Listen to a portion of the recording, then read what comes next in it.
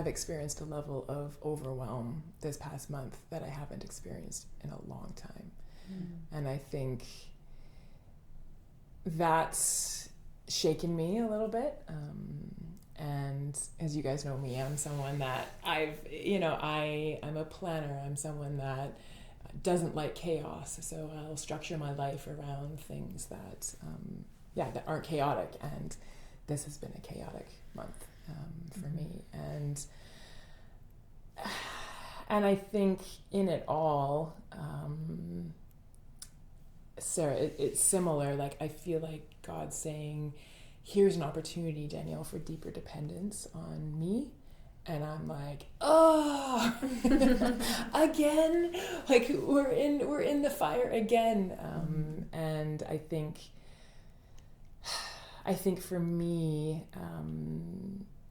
I tend to, when the overwhelm gets to a point, I tend to then think I'm alone.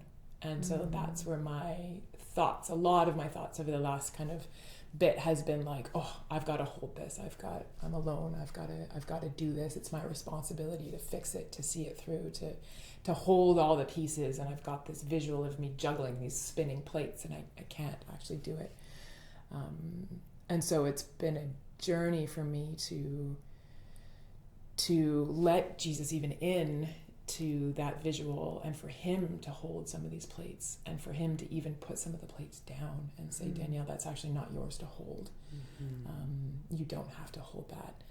And for me to give him permission to do that has been important, I think, and hard. And I think living in the uncertainty of what's ahead, like as I start school in 2 weeks, there's so much there that I can't control, and there's so much there that I can't predict. And so what do I do? What do I do with that? And I think, again, God is calling me to be so present in his hands, and be so present to be held, and to say, like, you don't actually have to figure out how you're getting up the mountain. You come with me and I'll figure that out. Or we'll do this together, right? There's a real, I think there's a real gentleness, there's a real compassion here.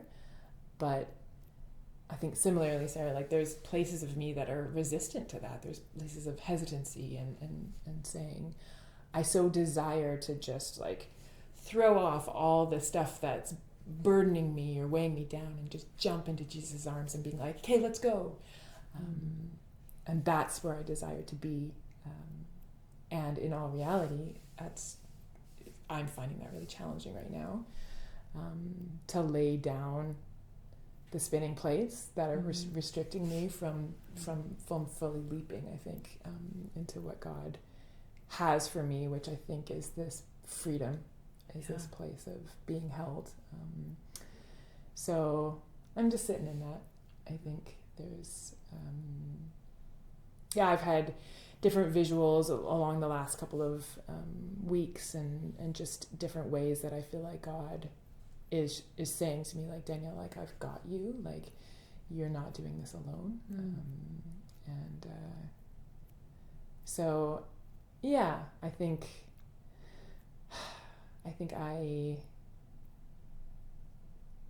I'm desiring more of that, and so for me it's a challenge of carving out those spaces in my day to just really be still and sit in that, and sit with him and let him hold me. I think there's a place of vulnerability there that I'm longing to enter into, but it's a challenge.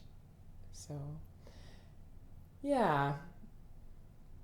So I think I'm okay. But it's definitely been more than I was prepared for this season. And there's, you guys know the complexities and different pieces around that, but so yeah.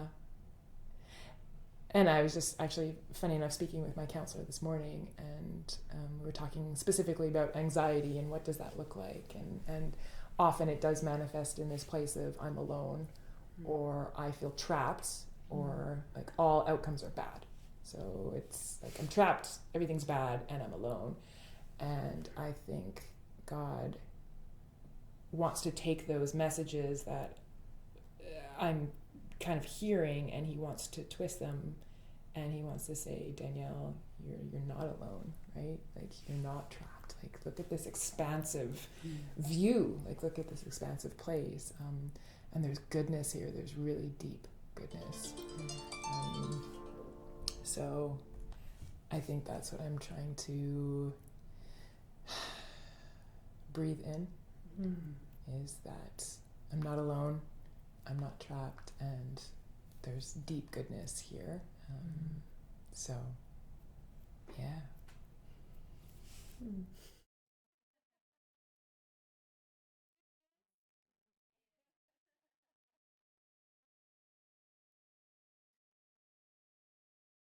you want to go? Sure. Yeah.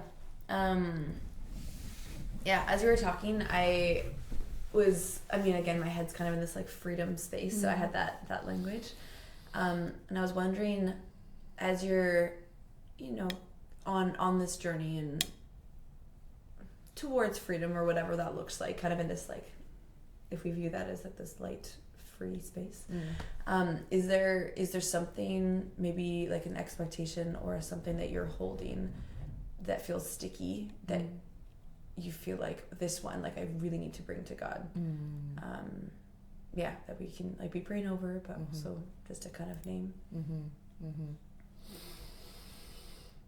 Yeah. Yep. Lots. I think, I would say probably fear is maybe one. Something that's popped up lately that I didn't think I wrestled with, but I'm like, I think I might wrestle with it, is guilt. And that's new. That's a new one for me. As I think, because my personality, the way I'm wired, wants to bring my best to everything, and so if I'm not able to do that because I'm got these spinning plates in the air, there's part of me that feels guilt, I think, around that, and that maybe I should be something different, or should be able to handle, or not. So I think there's that piece that feels sticky, and I think where the shift for me is seeing God as judge and saying, yeah, Danielle, you get it together. Like, this is what you need to do. And seeing God as so very compassionate, right? And seeing him say over me, like, Danielle, I see you. Like, I see everything that you hold. I see everything you want to hold, right? Like, I see this. And there's not a hint of condemnation or judgment in his voice. And so switching that tape for me, I think is really important. And then for me to speak compassion over myself, and to say, like, you're doing great, Danielle. Like, you've got a lot going on right now. You are really doing the best that you can, and you're doing great. You should be really proud of yourself. And I see God saying that over me as well. Like, I'm really proud of you. So beautiful. Yeah. So it's that tension, right? It's that fighting those kind of like, those tapes that play in our mind. And like you said, like saying, no, like, you won't have that. That's not you. That's, the enemy will not have that. I'm really glad that you got choked up in saying that you're hearing the Lord saying he's proud of you, because as you're speaking, I'm like, I'm so proud of her. I was thinking the same. I'm so proud of her. Like, we've walked with you, and like, just the radiance of where you're at and what you've done and weathered and walked through. So that makes me very happy that you hear that voice. And I was struck by how there can be so much courage to like rejecting like something. But I found myself thinking as you were speaking, what it might look like if it doesn't have to just be rejecting, because I wonder, sometimes it's hard to feel like I shouldn't, I can't, I won't. But I'm wondering if there's some pairings. I was thinking like couplings, like if you talked about feeling like God's saying we're going to climb this mountain, like can you be anxious and can you be discouraged and can you be overwhelmed and I just wondered like, oh, what are some of those pairings? Like you've got it in both hands, so you don't have to reject. It's together. Does that make sense?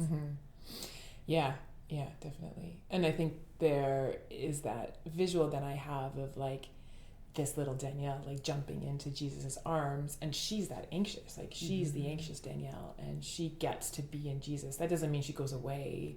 She gets to be held. Like she particularly gets to be held, this kind of anxious part. Maybe there's a guilt part also that needs to come alongside and be held deeply. But I think there was something that Dan said in his sermon a couple weeks ago about contentment and how you can be content and still desire something different, right? Like, so I can find deep contentment where I am right now and still desire that there be maybe a little less juggling.